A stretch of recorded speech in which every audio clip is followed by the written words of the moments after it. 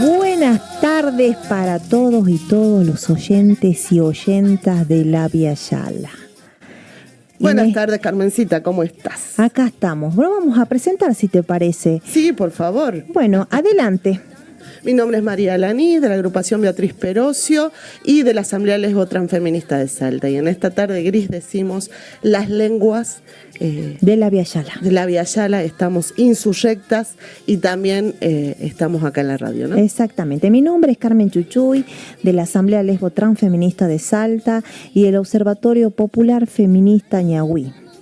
Así que bueno, acá estamos en esta tarde fría, pero encendida, con los territorios de La Via Yala, un programa necesario y para visibilizar sobre todo, ¿no? Así es, Carmencita.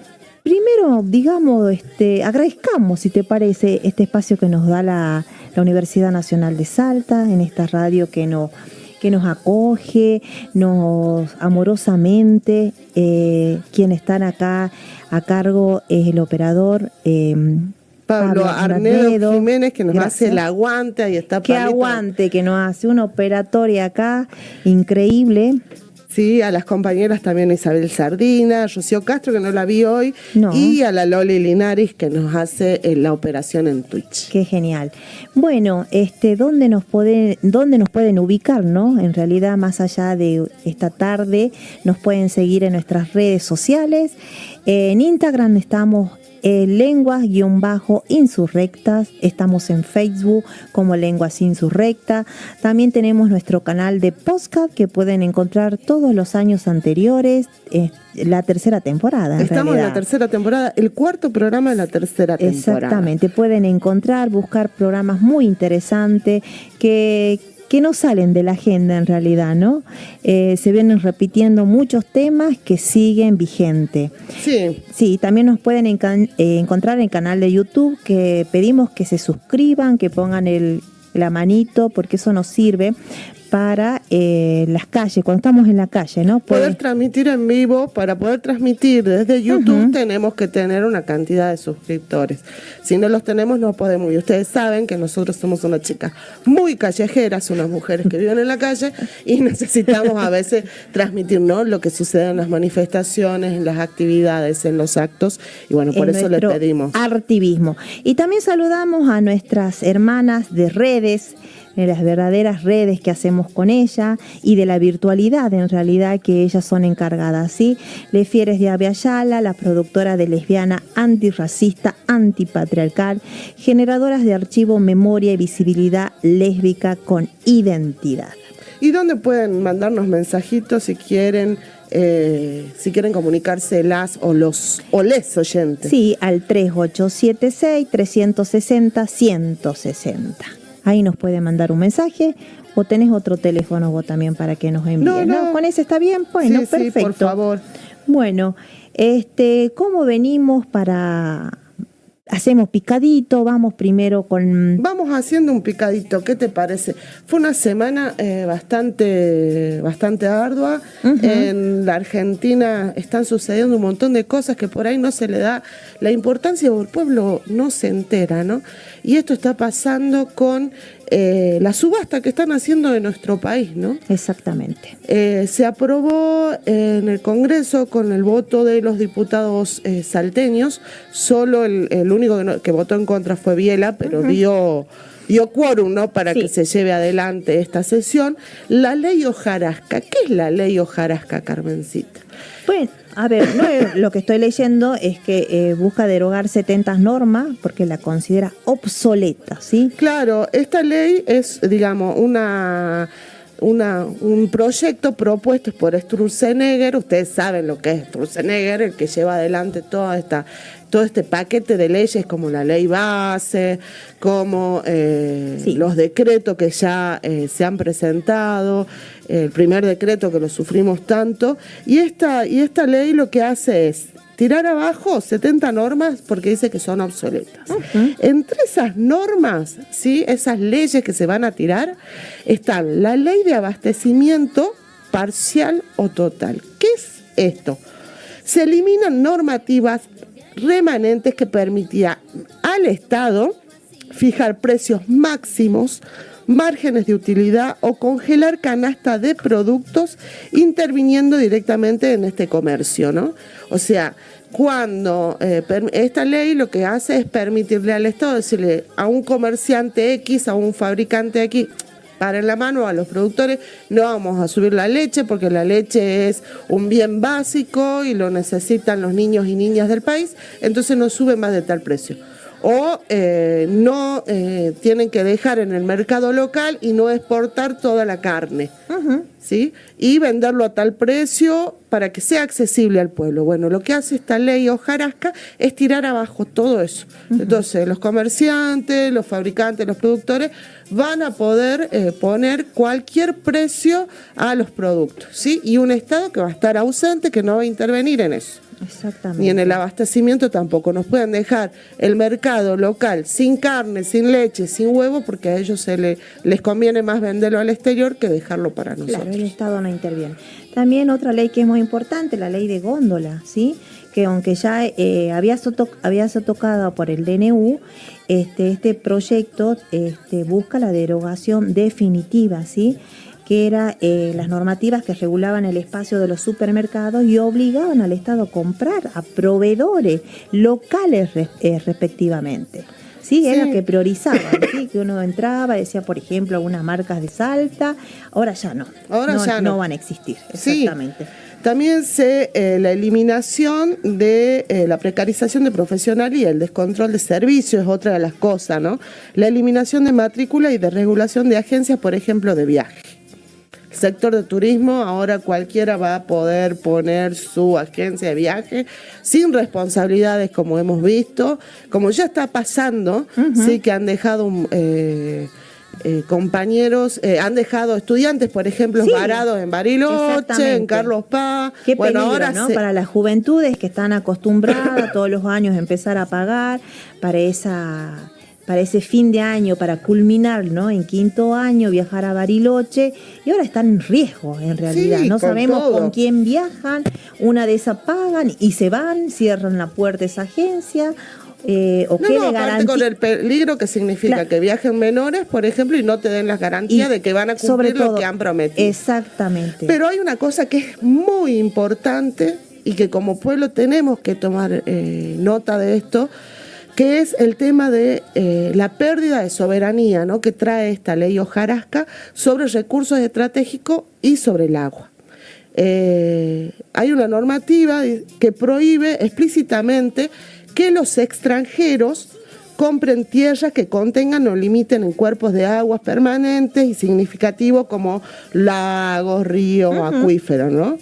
Al limitar este freno, lo que hace, permite que grandes terratenientes, que ya lo estamos viendo, ¿no? En la Patagonia, cómo se han ocupado terratenientes internacionales que han venido y se han ocupado grandes extensiones de tierra, bueno, permite que más... Ya la están cuidando, ¿no? Desde Estados Unidos también, desde Estados Unidos, a sus tierras, sí.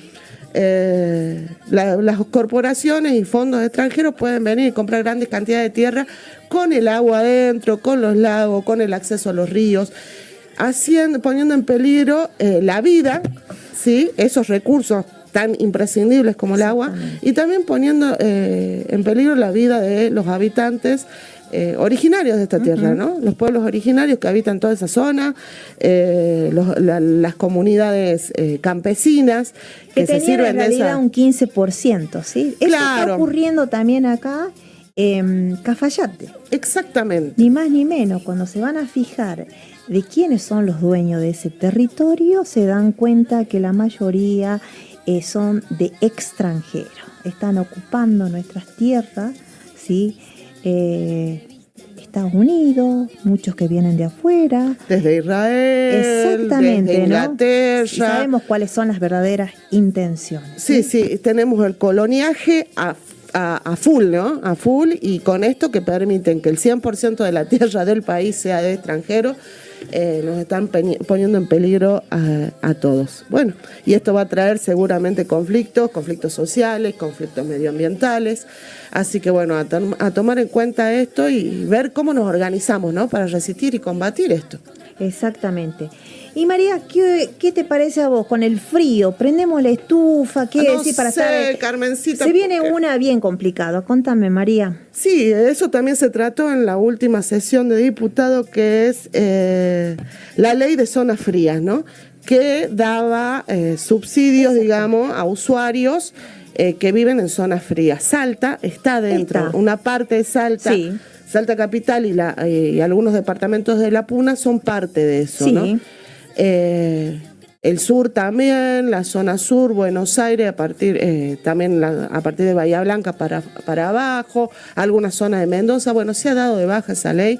Y nosotros, en Salta Capital, La Puna todavía no lo va a afectar, todavía digo porque está en... Falta el Senado, ¿no? Claro. Todo tiene que pasar a Senado.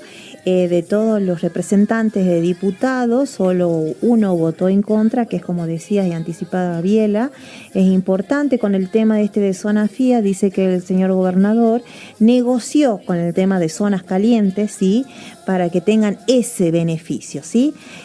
Por ejemplo, Orán y Tartagal, cuando en las zonas donde hace mucho calor, sí, pueden utilizar su aire, que no es un privilegio, sino una necesidad para poder habitar esos territorios. Pero bueno, ahí nos vamos a ver afectados muchos y muchas. Sí, porque va a subir el gas natural y también va a subir el gas de garrafa, que es el gas que se ocupa en los barrios populares, y vamos a ver cómo la gente... poniendo en peligro la vida de la gente, ¿no? Que va a comenzar a utilizar de nuevo, que ya están utilizando los braseros y esas cosas para calentarse, que pone en peligro la vida por el dióxido de carbono. Pero bueno, ahí nos tiene el gobernador, lo vi ahí en un video bailando, ridículo, festejando, ¿no? Estas cosas, cómo se entrega al país, la soberanía, y él pone sus votos con sus diputados a nivel nacional. Pero bueno, estamos así en toda Latinoamérica, tenemos un avance en la derecha a nivel de Latinoamérica, y justo habíamos una de nuestras invitadas, que iba a ser una invitada por teléfono. Vamos a ver si podemos ponernos en contacto con ella. Pablito, yo lo miro a Pablito. Sí, ¿la podés presentar? Sí, es América Maceda Yanque,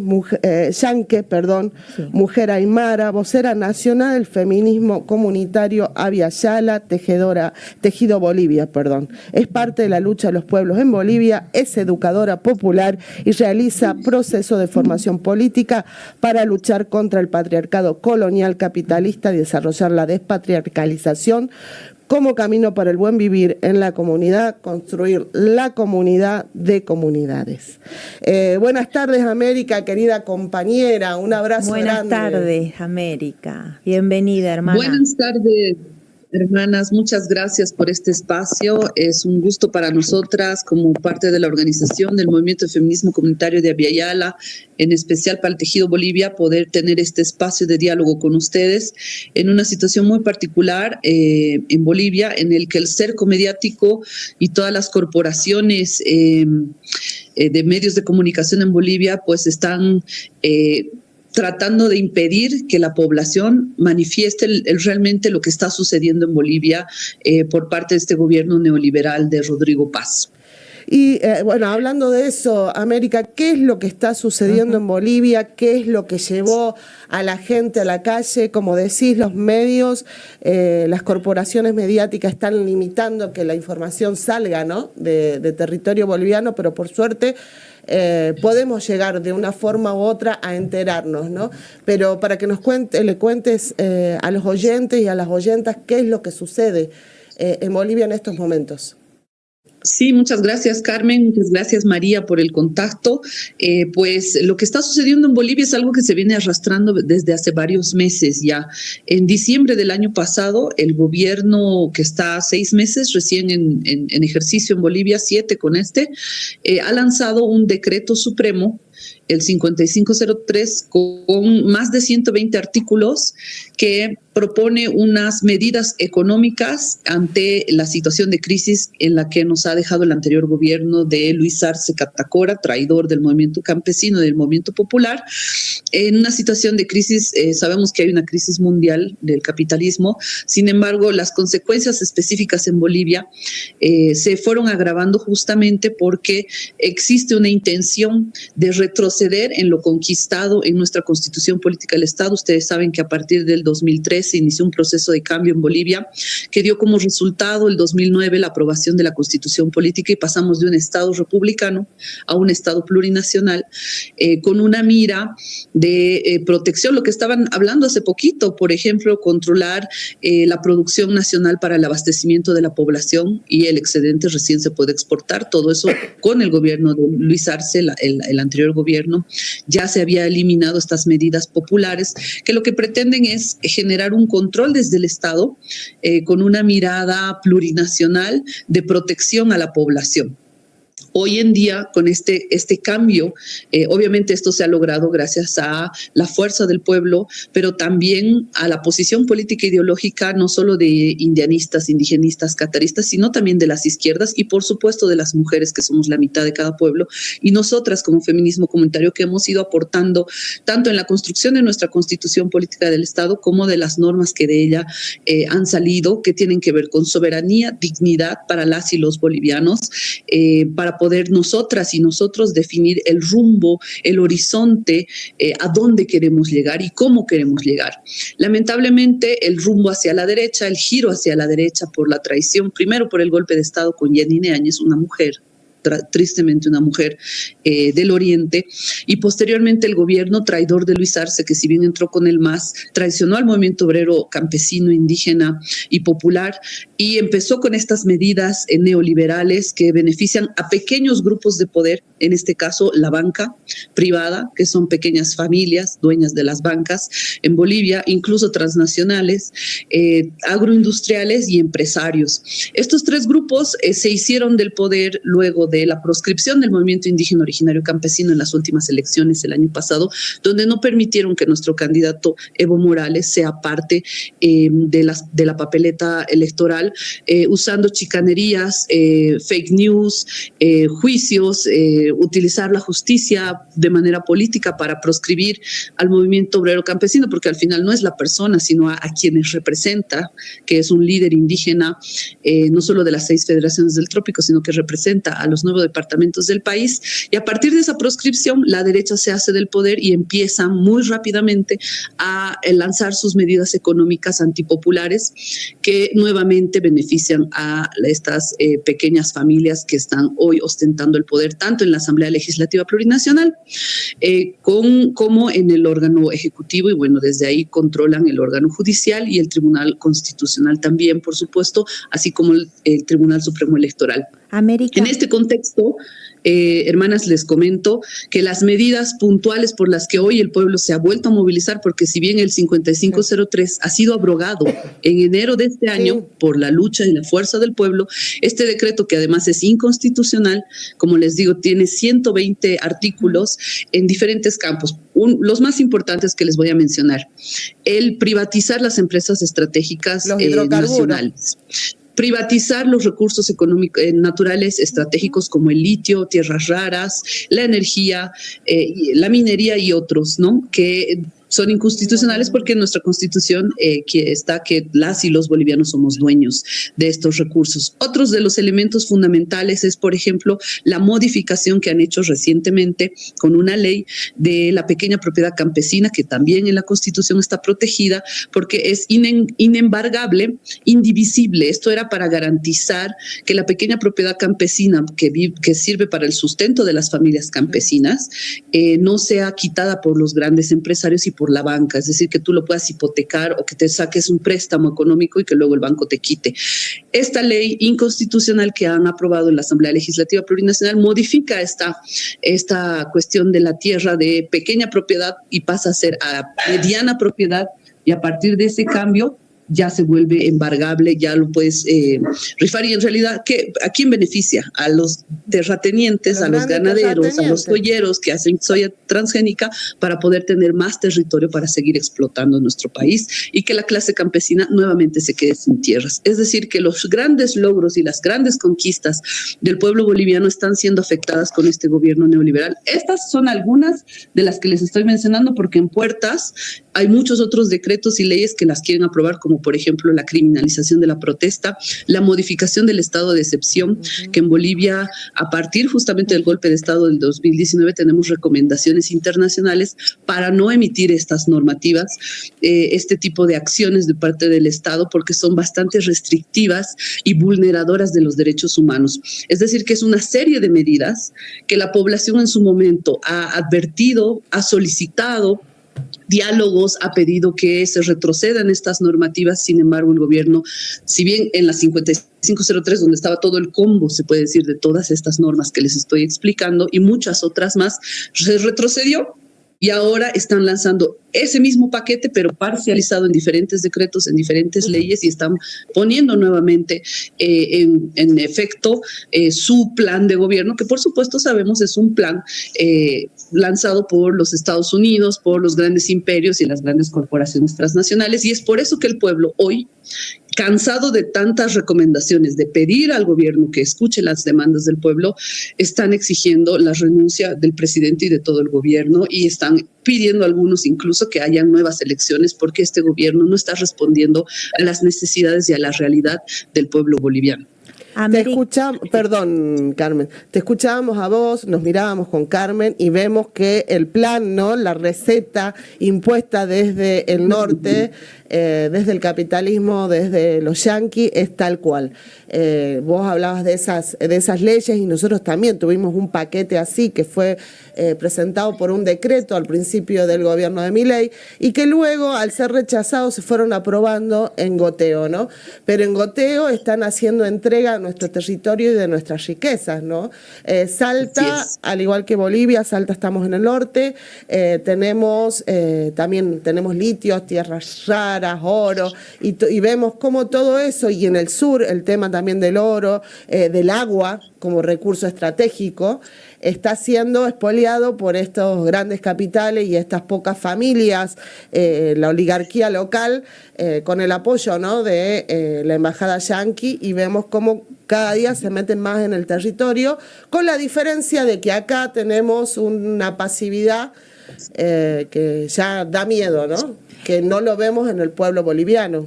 Sí, es así. América, quería preguntarte cuántos días llevan, para que sepan nuestros oyentes, oyentas, y cuál es el plan de lucha, hasta cuándo. Bueno, las movilizaciones iniciaron hace un mes, estamos ya entrando a la cuarta, esta es la cuarta semana que tenemos de un paro movilizado que ha decretado la Central Obrera Boliviana, que es el ente matriz. A diferencia igual de muchos países, en Bolivia tenemos un ente matriz donde están aglutinados todas las organizaciones obreras, campesinas, indígenas también, y esta, la que se eligió recién, también tiene unos meses en vigencia el Comité Ejecutivo Nacional de la Central Obrera Boliviana, y ha recuperado su función revolucionaria, contestataria, y está respondiendo a lo que el pueblo está demandando, que es justamente movilización hasta que renuncie el presidente. Ese es nuestro objetivo ahorita, ese es nuestro fin. Por supuesto, la respuesta del gobierno ha sido más represión, ha sido más violencia. No tenemos certeza de cuántas personas fallecidas en conflicto hay, por ejemplo. Tampoco tenemos certezas de la cantidad de heridos, excepto los que nosotros hemos visto y reportado y anotado sus nombres. Pero sí tenemos los datos de más de 126 personas aprehendidas hasta ayer, porque hoy nuevamente en las movilizaciones han vuelto a agredir, han vuelto a reprimir, han vuelto a gasificar y han vuelto a herir, y están utilizando, como tú decías, María, hermana, la misma receta en todos los países. Lo que estaban haciendo en Chile de apuntar, por ejemplo, a los ojos, lo están empezando a hacer en Bolivia. Ya tenemos 2 personas que han perdido los ojos en sus supuestos desbloqueos pacíficos, que le llaman así. Han utilizado tanto policías conjuntamente con Fuerzas Armadas para desbloquear. El bloqueo de caminos lleva también su cuarta semana, es decir, por un lado, el sector obrero afiliado a la Central Obrera Boliviana ha iniciado una serie de de movilizaciones, marchas, mitines hace un mes, y en paralelo, porque también hay una coordinación entre los movimientos campesinos, han iniciado un bloqueo de caminos y, por ejemplo, en el departamento de La Paz, donde está la sede de gobierno, tenemos igual 4 semanas, estamos entrando a la 4ª semana de bloqueo, donde no podemos salir, ni nadie puede entrar y los insumos se han acabado, todo ya estaba caro, ahora está más caro aún por la escasez.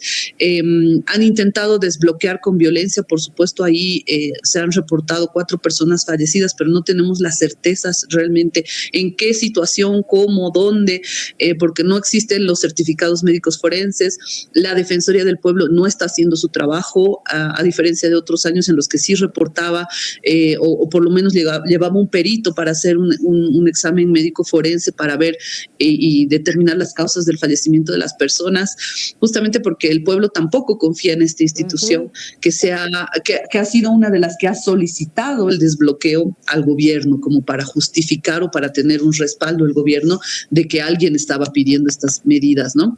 Entonces es una situación bastante grave. Todos los días hay marchas, todos los días hay movilización y todos los días hay represión por parte del gobierno, y como les decía, están utilizando las mismas estrategias, no solo económicas en las formas, decretazos, como le hemos llamado acá, o leyes inconstitucionales, sino también las formas de represión al pueblo. Sí, también hemos visto con vergüenza cómo desde la Argentina se ha mandado, ¿no?, material para reprimir. Se ha mandado un avión que decía que era un avión sanitario, un avión de ayuda humanitaria, que en realidad sabemos que ya lo hicieron en el golpe de Estado contra el presidente Evo Morales, donde mandan armas, ¿no?, para reprimir, y nosotros lo sufrimos todos cada vez que salimos a la calle, sobre todo en Buenos Aires, lo sufren los compañeros, como esta policía pertrechada te tira a los ojos, te tira a la cabeza, y vemos cómo eso se repite en toda Latinoamérica, en Chile, en Ecuador. Las formas represivas y las formas económicas son las mismas, ¿no? Hermana América, un mensaje para todo oyentada que tenemos de la Vía Yala.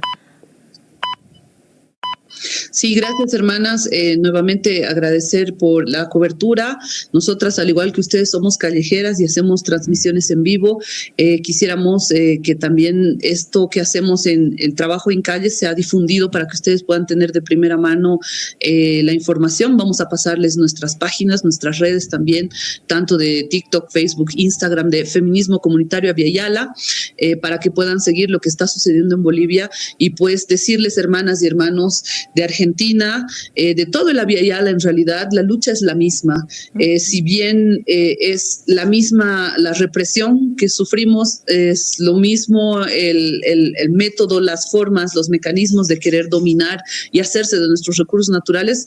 Por tanto, la respuesta tiene que ser también conjunta. Su lucha es nuestra lucha y nuestra lucha también es la de ustedes, hermanas y hermanos. Mucha fuerza. Sabemos que también en Argentina están resistiendo y pues lo que resta es seguir hermanándonos entre pueblos y la fuerza también de las mujeres, la fuerza de la mitad revolucionaria de nuestros pueblos tiene que estar presente, tiene que estar visibilizada, y creo que también en eso podemos aportar nosotras desde nuestras organizaciones para denunciar lo que está sucediendo en nuestros territorios y también para poner el cuerpo en la lucha para poder revertir estas medidas neoliberales y poder recuperar nuestros procesos y que las y los bolivianos, los argentinos, los de Vía Yala podamos decidir soberana y dignamente sobre nuestros territorios, sobre el rumbo de nuestras vidas. Muchísimas gracias, hermanas. No, muchísimas gracias a vos, América. Estas palabras que nos sirvan a nuestro pueblo, ¿no?, para que también se una, se organice y tomen de ejemplo al gran pueblo boliviano que está dando cátedra de dignidad en las calles. Así que, bueno, nuestro abrazo y venceremos. Jayaya, hermana. Jayaya, hermanas, la comunidad siempre. Un abrazo grande, América. Seguramente estaremos en contacto nuevamente para que nos cuenten y se triunfará. Así es, hermanas. Bueno, seguimos, Carmencita, ¿ahora qué? Seguimos, nos vamos con el tema musical. Sí, por favor. ¿La Bartolina era? La Bartolina, vamos a escuchar también en homenaje a estas mujeres bolivianas, a estas mujeres de la Vía Yala que están en la calle, estas lideresas que están ahí defendiendo la tierra y el territorio y los recursos. Exactamente. Bueno, seguimos acá en las lenguas insurgentes, insurrectas, que todavía estamos pensando, ¿no? En el bloque anterior de América, muy importante el mensaje, y visibilizando a los medios donde no llega, ¿no? A los lugares donde no llega, de la situación del Estado plurinacional de Bolivia. Y qué preparación, América, ¿no? Qué claridad para explicarla de estas mujeres, nuestras compañeras bolivianas, que bueno, están en la calle y así como están en la calle defendiendo, ¿no? Mujeres tenían que ser. Mujeres. Bueno, vamos a seguir acá en el segundo bloque. Claro, por favor. La presentas vos. Bueno, acá vamos a presentar, en realidad es una amiga de la casa, porque ya estuvo en otros años, en otros programas, con otras queridas compañeras, la voy a presentar, es Laura Menacho, es mamá de un adolescente, un niño puber, escritora, médica ginecológica, y de sexóloga clínica, es diploma de ENESI. Buenas tardes, Laura. Hola. Bienvenida. Bienvenida, Laura. Gracias por el espacio, para mí un honor volver. Sí, he estado 2 años, estuve con Maru, así que para mí es como que tengo el corazón acá, parte de mi corazón acá dentro. En la radio de la UNSA, Sí, acá sí, siempre, sí, que es tan te cálido, juro. ¿no? Como nos Sí, reciben. me encanta, así que gracias por la invitación.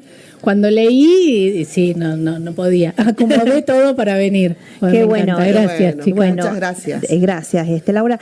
Bueno, acá estamos para charlar un poco, poner primero en agenda sobre que nos llamó la atención, ¿sí? Voy a leer una noticia para que demos pie en realidad a este diálogo, Sí. que es el lanzamiento de una nueva campaña provincial de prevención de infecciones de transmisión sexual, ¿sí?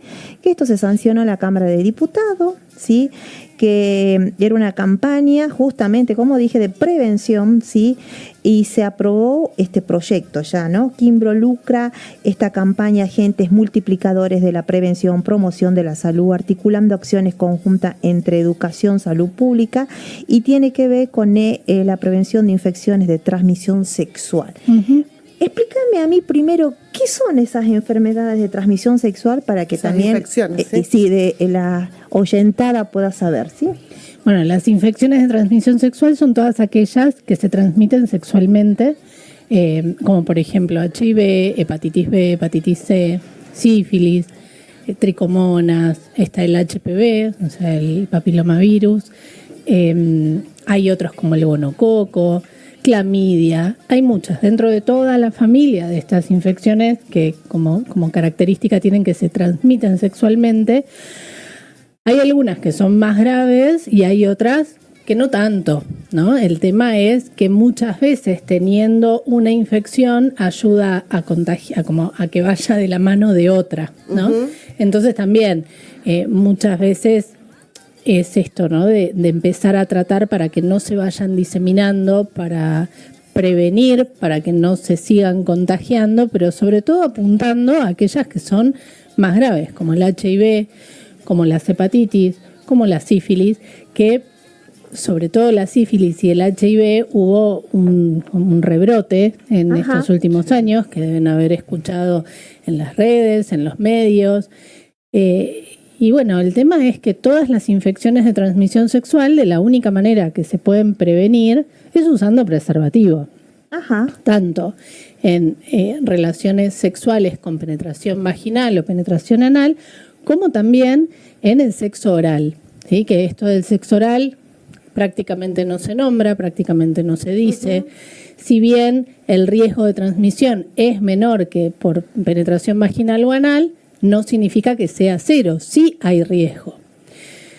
Me ha pasado de tener una paciente súper prolija, cómo se cuida con preservativo en toda la penetración vaginal, sífilis, ¿cómo puede ser? Bueno, porque no se cuida con sexo oral. Cuando tiene sexo oral, no se cuida con preservativo cuando tiene sexo oral. Entonces, también hay riesgo. Entonces, es re importante el tema del uso del preservativo y la concientización. Y yo por ahí, o sea, por un lado, escucho este tipo de campañas. Por un lado, celebro que se nombre, que digan algo, aunque sea por el motivo que sea que lo digan, pero por lo menos que se hable, pero que lo sostengan, ¿no? Y que también que se sostenga con la administración de preservativos, porque no hay preservativos prácticamente en los centros de salud, hospitales públicos. No me sale la palabra, perdón, pero el insumo que se estaba dando antes está nulo. Uh-huh. Y no solo por nación, sino también por la provincia. Sí. Entonces, está bueno que se hable de estas campañas, está bueno que se sostenga, me parece que es una buena idea que estén promoviendo que los jóvenes también participen de esto, como proponiendo ideas, formas de transmitir a sus pares, porque también es importante que entre ellos empiecen a hablarse de otras maneras. Pero no se puede hacer si no hay preservativo. O sea, sí se puede hacer, pero está incompleto. Claro, como el trabajo a la mitad, ¿no? Te enseñamos que no se debe tener relaciones sin preservativo, pero preservativo no te lo damos. Claro. Que, bueno, es cierto que el preservativo se puede conseguir sin receta, se puede conseguir en los supermercados, en los kioscos, en las estaciones de servicio, se puede conseguir. Pero también es verdad que hay muchas personas que así y todo no pueden tener acceso. Claro, tiene un costo, digamos, ¿no? Claro. Y entonces, la verdad es que el hecho de que hubiera, antes yo hace muchos años estuve en el Plan Enia y también era un gran problema el tema de los preservativos porque había centros de salud que los tenían escondidos porque no querían que los chicos jugaran con preservativos, porque decían que venían y se agarraban un montón y se llevaban, y bueno, hay que celebrar que se los lleven. Y si los chicos están haciendo globitos y los cuelgan de las rejas, también porque es el primer contacto con el preservativo y es parte de la educación. Y también esto me parece re importante, educar, ¿no? Y en la campaña también habla de la ESI, que la vuelven a nombrar, lo cual me parece buenísimo, pero que lo sostengan. Pero la educación no tiene que ser solo a los jóvenes, no. A las familias, ¿no? A los adultos, porque yo me canso de ver varones grandes. Yo haciendo sexología también atiendo varones y también atiendo a las parejas de las pacientes mujeres que veo. También atiendo en sexología, también atiendo varones homosexuales, y no está implementado en los adultos, no está instalado en los adultos el uso del preservativo. Entonces yo siempre pienso, tanto que hablan de los adolescentes que no se cuidan, y por casa como andamos, ¿no? Y también pienso en esos hijos que tienen estas personas adultas, que transmiten. Entonces yo lo que pienso de estas campañas, y cuando solo está dirigido a los jóvenes, siento que falta algo, porque no podemos enseñarles a los jóvenes y los adultos no aprenden. Y la ESI tiene que ser para todos, no en la institución escolar. Tiene que ser en todos lados y para todos. La capacitación para los docentes es muy importante, ¿no? Pero es importante si se hace como corresponde, si se hace en horario, dentro del horario escolar. Claro, el horario escolar. Dentro de la currícula, digamos, ¿no? Claro, que esté en la currícula y no fuera. No fuera, que sea por el mismo sueldo, como hablábamos antes. No puede ser porque... ¿Por qué? Porque eso también hace a la forma en que aprende ese docente, que ese docente va a ser el que va a transmitir. Y aparte, que los docentes, para poder aprender ESI, primero tienen que elaborar su propia sexualidad. No es nada más voy y veo la teoría y después la tengo que transmitir a los chicos. No. Para poder enseñar ESI, uno tiene que elaborarse a uno mismo.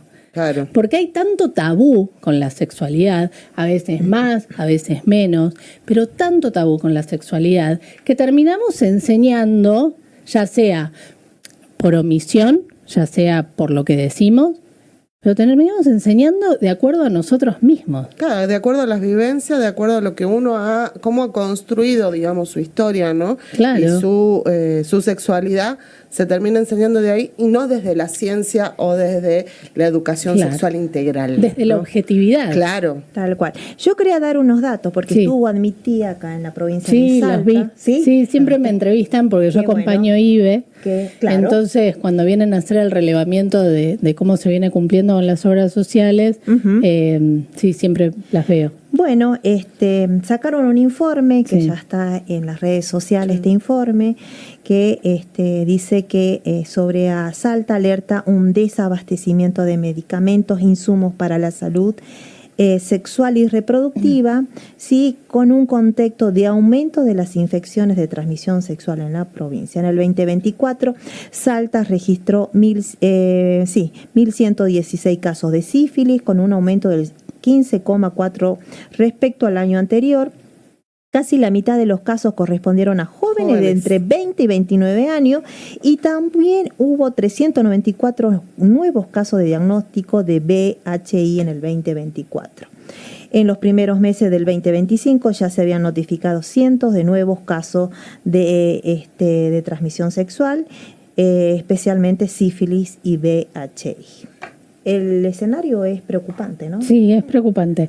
Pero yo siempre pienso, cuando apuntan solo a los jóvenes, yo pienso que hay un subdiagnóstico porque los adultos no se testean. Claro, es verdad. Entonces sí es preocupante y me resulta súper preocupante porque trabajo con chicos y sé lo que implica, y aparte son los futuros adultos, pero también tenemos que apuntar a los adultos. Claro. No, porque incluso esto que les decía, los adultos son los que van a enseñar a los chicos también. ¿Qué pueden aprender los chicos si ven de los adultos en casa que no se cuidan? Que no tienen por qué saber si se cuidan o no se cuidan teniendo relaciones sexuales. Pero no hay la comunicación de la necesidad de cuidado en la sexualidad, ¿no? Eso. Que es tan importante. Tal cual. Entonces, lo que hacemos replica en los chicos y en las chicas. Entonces, también apuntar a eso. Y que sí es súper preocupante. Que antes estaban, por ejemplo, el Plan Eña, que lo nombraste, o había cierta aplicación de la ESI en las escuelas, que permitía que por ahí, si el chico no tenía esta comunicación dentro de la casa del cuidado de la sexualidad o de una sexualidad integral, pueda tenerlo en la escuela. Claro. Y ahora está como a la deriva, ¿no? Claro, totalmente. Pero incluso esto de que en las casas no se habla, empezar también a que haya un diálogo entre la escuela y la casa. Que sea integral. Que sea, claro, porque somos un complemento. Sí.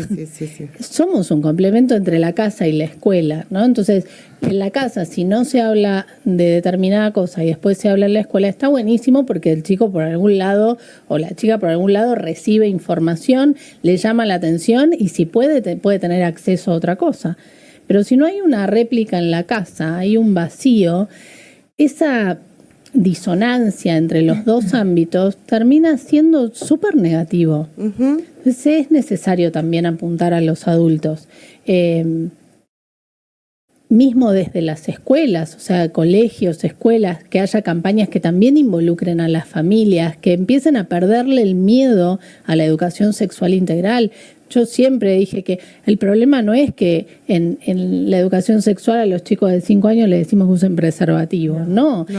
¿Por qué? ¿Qué hace que un chico o una persona de cualquier edad tenga la conciencia de cuidado? Que pudo aprender a lo largo de los años de vida que tenga que es necesario cuidarse. Para todo, así como para cruzar la calle, y siempre les digo lo mismo a las chicas y se me ríen, cuando cruzas la calle, ¿vos mirás a ver si te va a pasar un auto por encima, un camión por encima o no? Sí. Bueno, entonces cuando tenés relaciones, ¿por qué no te pones preservativo? ¿Por qué permitís? Y esto también me parece importante apuntar a los varones para que usen preservativo en las relaciones heterosexuales, homosexuales también, que usen preservativo. Apuntando a las heterosexuales, ¿cómo permiten las mujeres que entren en su propia vagina? Y esto es re importante, porque muy pocas veces pensamos que en definitiva es nuestra vagina y cómo permitimos que entren. Es independiente de la voluntad de la otra persona o no, que también hay que laburar en los varones, por supuesto. Pero nosotras también. ¿Cómo permitimos? Entonces, enseñar a crear ese rol, a construir ese rol en las relaciones sexuales, porque hay mucha sumisión, hay mucha vergüenza, mucho miedo a que el otro se enoje. enseñar a construir ese rol es desde el cuidado, desde jardín de infantes. Y eso es ESI. Claro.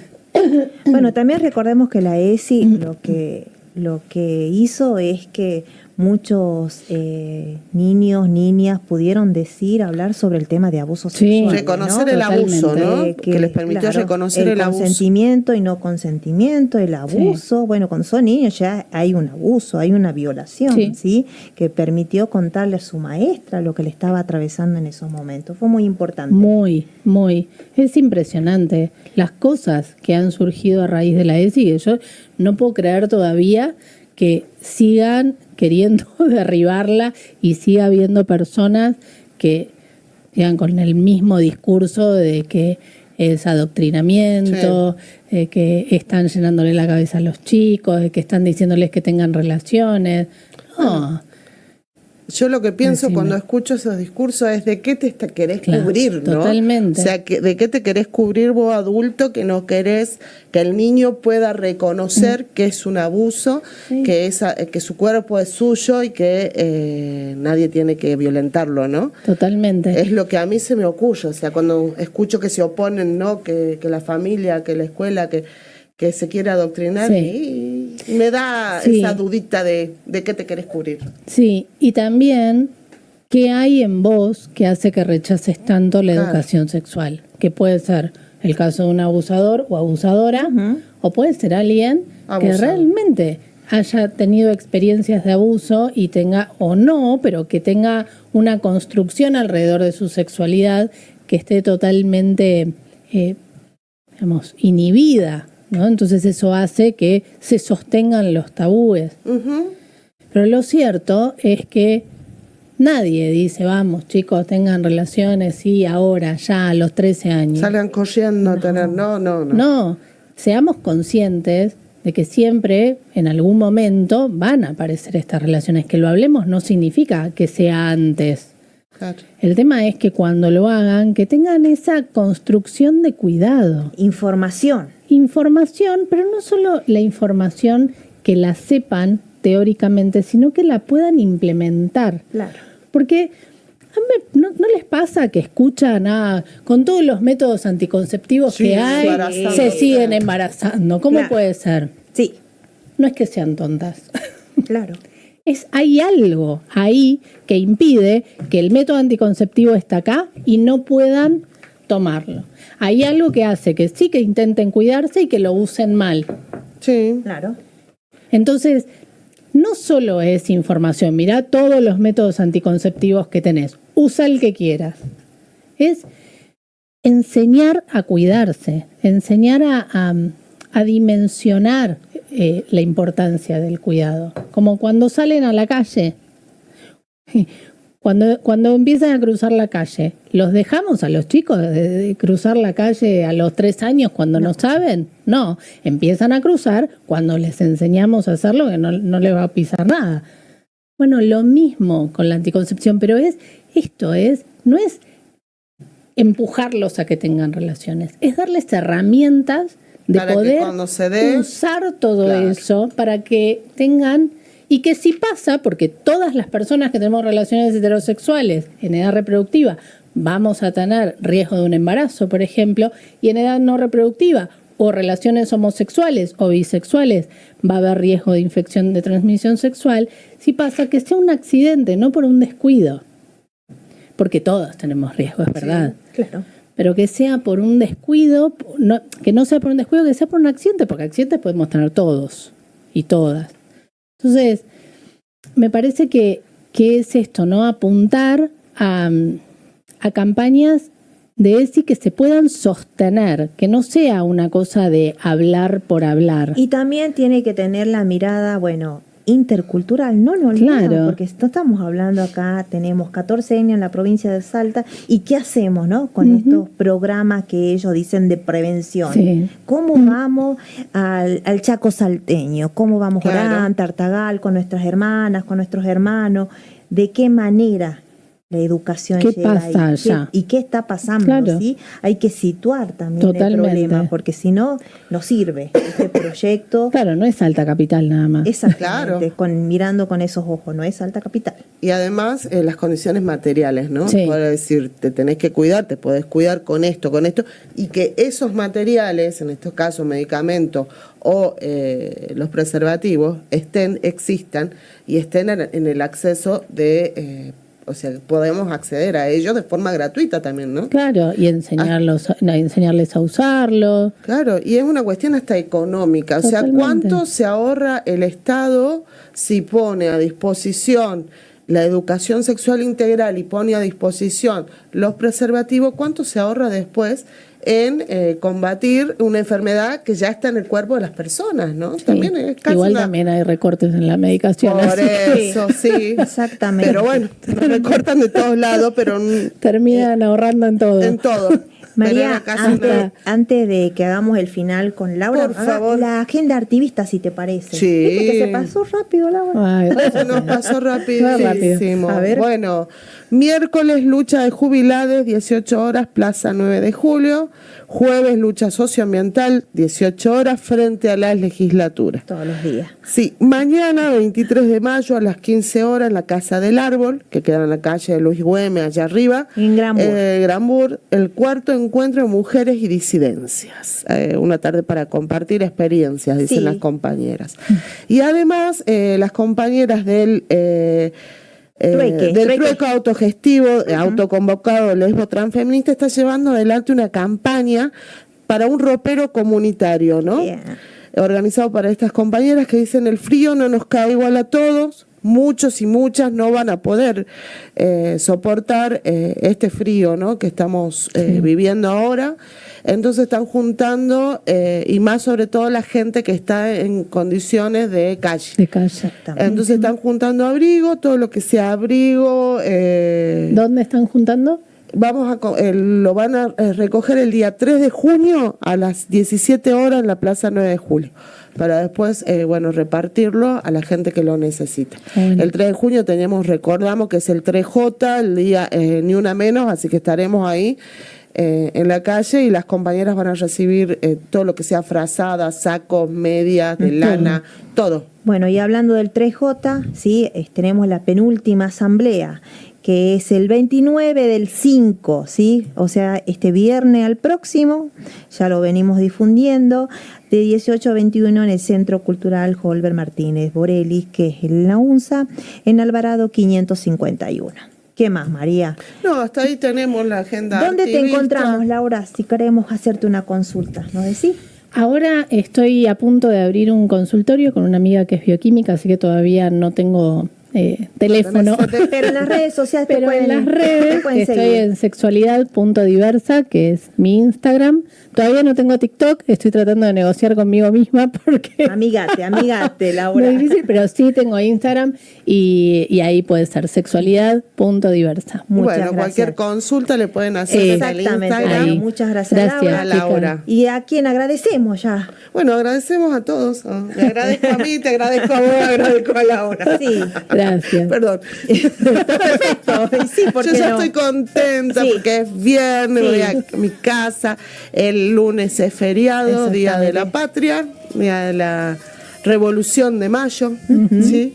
Así que bueno, eso. Eso, y Espero bueno. que podamos realmente llegar a la plena independencia, ¿no?, en este país, sin coloniaje, que no permitamos que sigan entregando nuestro territorio, nuestros recursos.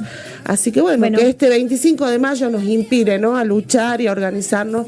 Como nuestros hermanos, ¿sí? Bolivianos y Exactamente, bolivianas. bueno. Saludos para todos, muchas gracias. Y Nos pueden seguir en las redes, por Sí, favor, siempre, y por mándenme favor. un mensaje y Todo lo que quieran. Un Bueno. abrazo grande, nos vamos con 12 grados, Y- abracito, y esto fue... Lenguas insurrectas. ¡Uh!